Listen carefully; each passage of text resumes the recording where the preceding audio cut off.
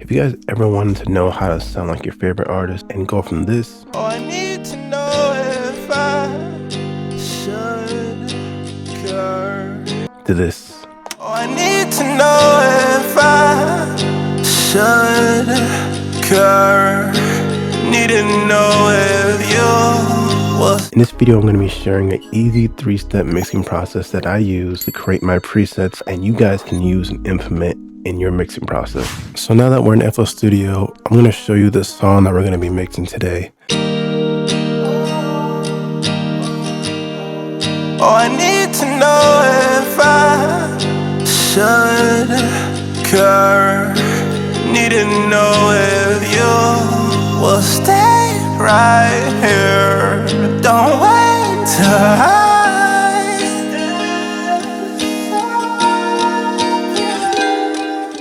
Basically, I set up a mini template, to help keep it organized and help the mixing process go as smoothly as possible. But basically, I have my recording track, my main vocal track, and then my ad-libs track, and of course the beat track. So it's very short and simple, but I'll have it in the description for free. But if you guys want a more intricate template, I do have one available on my website for stock or waves, and it'll definitely make your mixing process just go a whole lot smoother. But basically, this is the raw song. I need to know if I should care. Need to know if you. Oh my God. Oh, Hell no, man. What the fuck, man? Yeah, so as you can hear, there's tons of things that need to be worked on, and this is definitely not ready to be released. So before we start mixing, one analogy that a big engineer, Leslie Brathwaite, said was, you want to look at mixing vocals like you're cleaning your room. When you clean your room, you're typically going to remove things and clean things up before you start adding things and polishing things. So in correlation to vocals, you're going to want to remove the muddiness and correct the imperfections before you start adding delays and reverbs and exciters and all of those things. So I'm going to show you that with the 3-step process. First things first is gain staging. As you can see on the beat track, I took it down 7.7 decibels. And the reason why I took it down was because when I was recording, I wanted to be able to hear my vocals and I didn't want it overpowering me to the point where I just couldn't even hear anything. So first things first, whenever you load in your beat, you want to gain stage it and probably take it down around 3 to 5 decibels, maybe more. But another great thing about FL Studio is if you record your vocals and they feel like they're a little bit too low, you can also raise them up a little bit. As you can see, I raised mine a couple, like 2 to 3 decibels in a couple of these takes, but make sure you gain stage before you actually mix, right? So let's go ahead and jump into the first step of the 3-step process. Right, so the first step is pitch correction. There's tons of ways you can pitch correct a vocal. Typically the easiest and most famous way is auto-tune. So I'm going to be using Auto-Tune Pro, but any auto-tune will work or any pitch correction will work. And then make sure you hit low latency and you're going to need the right key. So a plugin I like to use to get the right key is called Auto Key. This is what it looks like.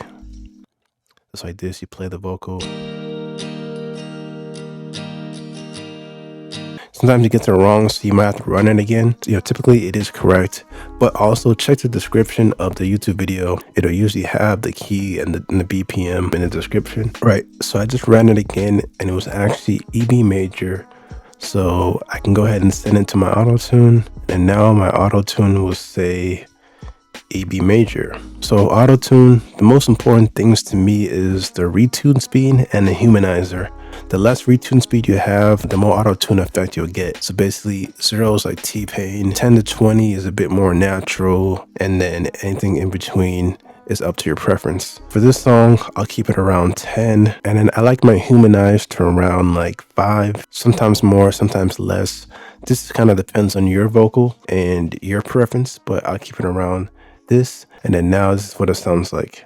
Oh, I need to know if I should care. Alright, and then this is what it was before. Oh, I need to know if I should care. Right, so we got the pitch correction out the way, and the next thing I like to do is add a noise gate. So basically all the clicks and pops in the background, you want to get rid of those and have a clean recording. So typically I use Waves plugins, but in this video I'm going to keep it stock just to keep it simple. So basically I'm going to use Fruity Limiter, and then I'm going to use the noise gate. So just click this and then hit noise gate. And then typically I'll lower the threshold. Oh, I need to know if I should curve. Right, so the noise gate is out the way. Typically I use NS1, but if you don't have waves, Fruity Limiter is a great alternative. Right, so basically we've already tackled the first step, which is the pitch correction. And then now we're gonna work on cleaning up the vocal. So we already have the noise gate. Now the next thing we're gonna add is a simple EQ. So I'm gonna use a Fruity parametric band. And then we're gonna do something called an EQ sweep to remove the bad frequencies. And then we're also gonna add a high pass so we can remove the rumble in the low end. So basically, first thing you wanna do is add a high pass. It's like a high pass like that. And then I'll take it all the way up to 130. So right there is good. And then the next thing you wanna do is an EQ sweep. So basically an EQ sweep is where you take a band, right? And then you raise it up and just listen for bad frequencies and then notch it down. So something like this. Need to know if I should curve. Need to know if. So you see how it sounds boxy and unpleasant to the ear? All you want to do is drag it down 2 to 3 decibels, sometimes more depending on how bad the frequency is, but I usually keep it around 3. So do that for the next couple bands. So like this. Oh, I need to know if I should curve. You see, it sounds very nasally. So notch that down again. And then you keep doing that for these next couple of bands and it'll look something like this. Right, so after you've done an EQ sweep on the bad frequencies, it should look something like this. And basically now it should go from this Oh, I need to know if I. to this. Oh, I need to know if I. So if you have headphones, it's already sounding a ton cleaner. And then another thing I like to do with the EQ is go to the 8K to the 10K range and boost it up like 3 to 4 decibels. And this range is referred to as the top end. This is where you get the air and silk and clarity in your vocal. So let's go to the 10K range and let's boost about like 3 to 4. Perfect. Right, so next thing we're going to do is add a compressor. And basically the purpose of a compressor is to level everything out and help it sit within the mix a lot better. So with FL, you can either use a Fruity compressor or you can use a Fruity Limiter because the Fruity Limiter also has a compressor built in it. Me personally, I don't really like the Fruity compressor.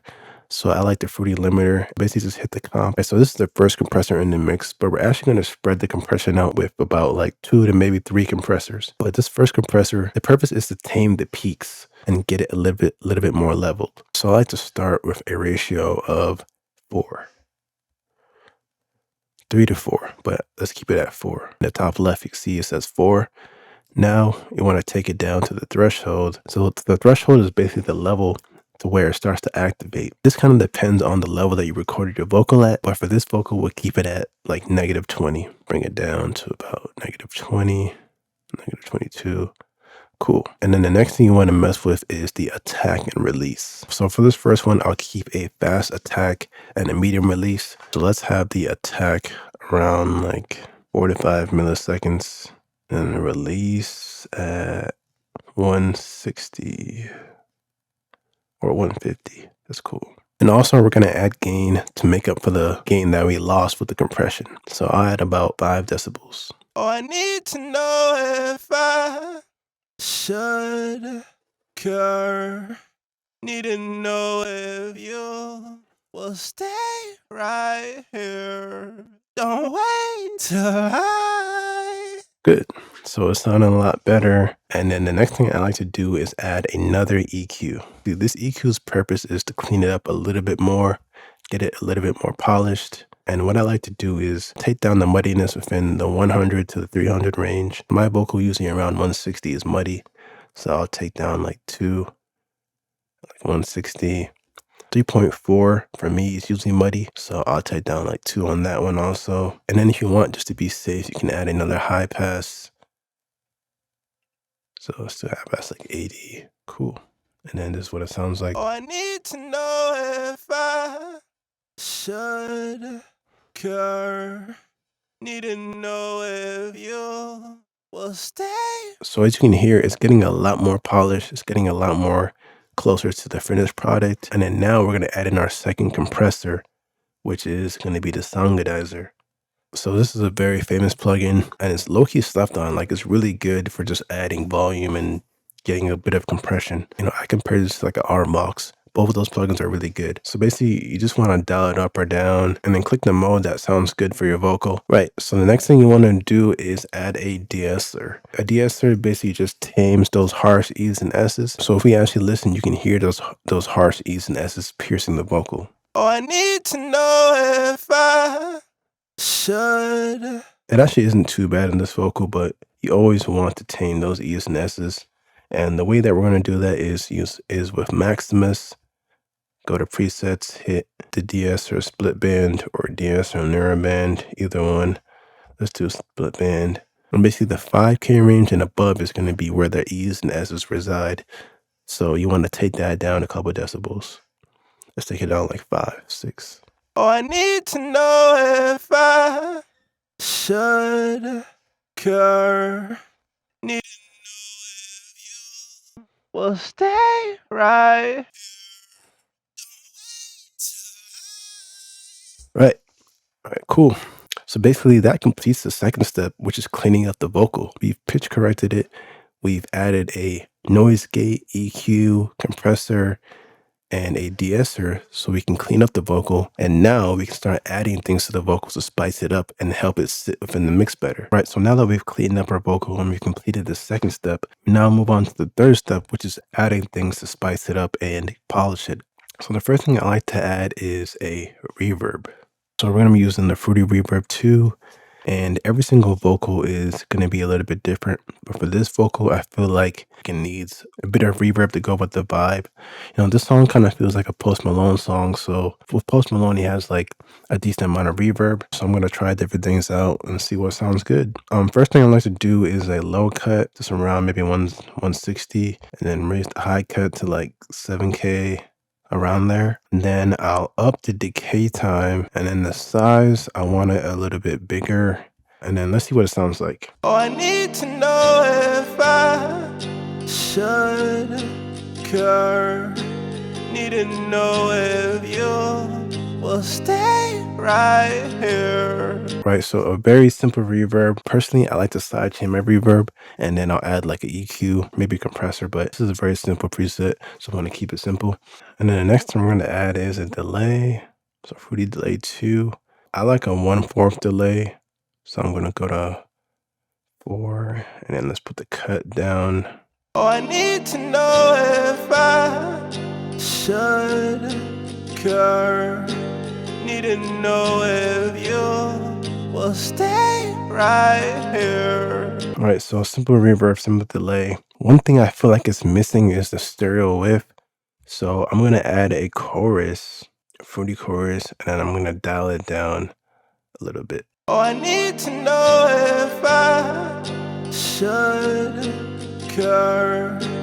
Need to know if you will stay. Yeah, so I think the main vocal sounds pretty good. Now we can move on to the ad-libs, which are also a big factor in the song. So this is the ad-libs with nothing on it.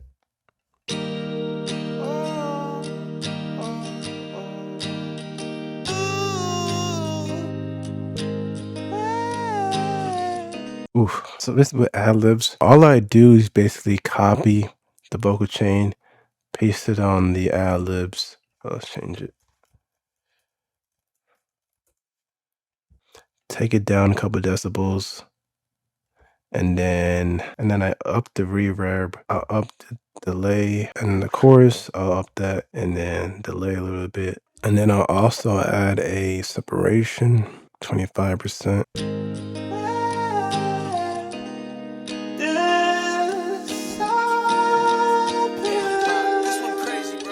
And then with ad-libs, you can get away with more auto-tune. So I changed the chorus for Flingus. So this is what it sounds like, Flingus. Oh, I need to know if I should care. Need to know if you will stay right here. Don't wait till I disappear. Can you stay a little longer just for the moment? Do you want? Yeah, so that was pretty much it. I will have this template and this vocal chain in the description for free. But if you guys want presets for some of your favorite artists or templates, I have them available on my website. But until next video, make sure to like and subscribe. Help me get to 1K subscribers. That is it for this video.